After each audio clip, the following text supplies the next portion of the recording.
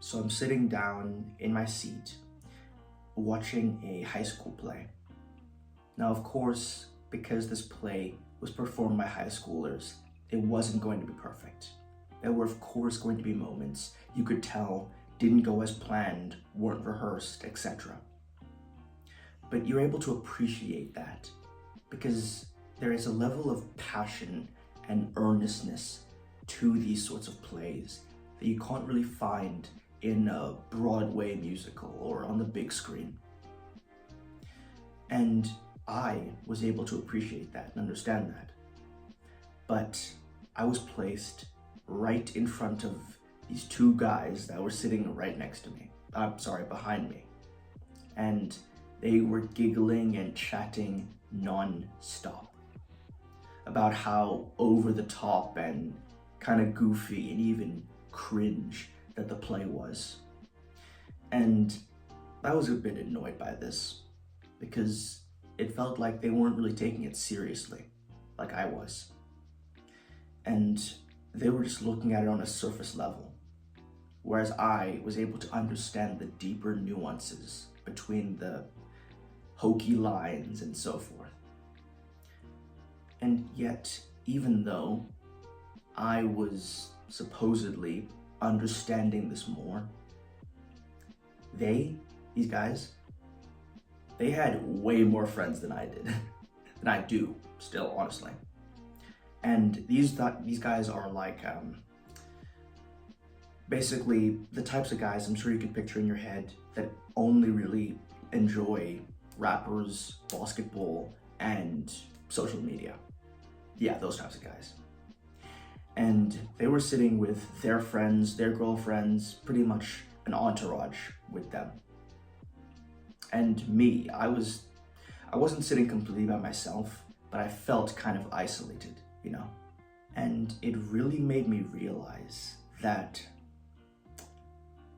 I think that if I was less self-aware, I would have more friends, more connections. And self-awareness pretty much means that you understand the world and yourself on a slightly different level than other people do. You're able to kind of observe yourself from a third-person perspective and see what your actions are, how you're doing them, how they affect you. Whereas most people, and the guys behind me, were not very self-aware, so they would kind of just do things as they happen because that's what they wanted to do. And it seemed that being less self-aware, just doing the things that you want to do, would make you more popular or whatever the equivalent would be. Now, guys like, you and me, we are more on the self-aware side. Like, come on, man, I know you're more self-aware than non-self-aware. Otherwise, you wouldn't be watching a video like this. But I think that it's the other guys, the ones that just go through life without a care in the world. It can be quite annoying to have them do better when supposedly being more self-aware should lead you to being able to do better because you're able to understand yourself and the world around you on a different level. But it doesn't seem to be the case, at least not in terms of being social, I guess. And that can be something where you may think, okay, so I need to be less self-aware and I need to just kind of do the other things they do. But I'd like to ask you a question. How much are you willing to change yourself to have more friends? Because, I was thinking that I probably could just do more of what they do. I could just play more basketball. I could just listen to more rappers. I could just go on to Instagram and Snapchat more. I don't even have Snapchat. But if I were to do those things, I probably could become more popular. At least in my school. I don't know about outside of that. But I would genuinely be miserable. I'd hate myself doing that.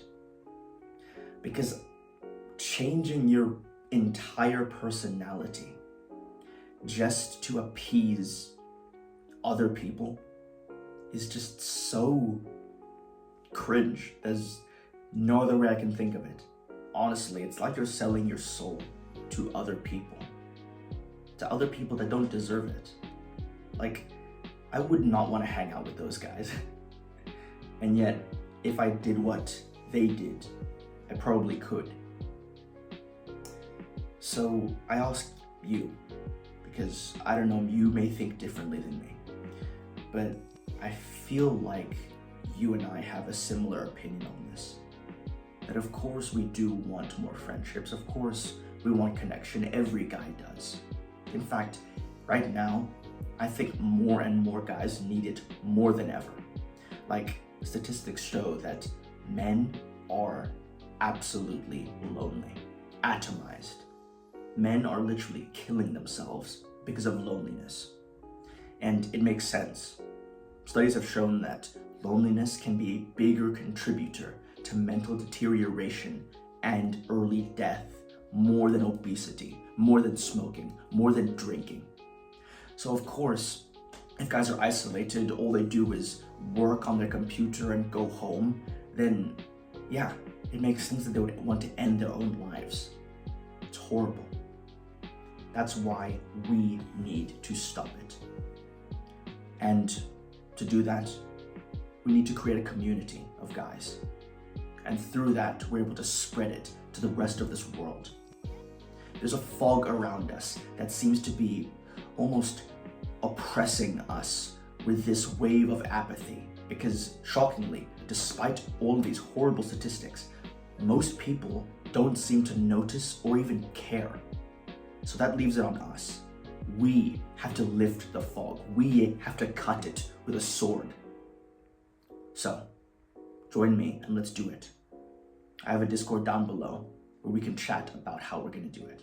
So really, if you're in a similar position to me, where you feel like other people have more friends than you, more social connections than you, and they are, in all respect, a bit dumber than you, then don't be mad, don't be upset, because your time where you have people that you connect to will arrive.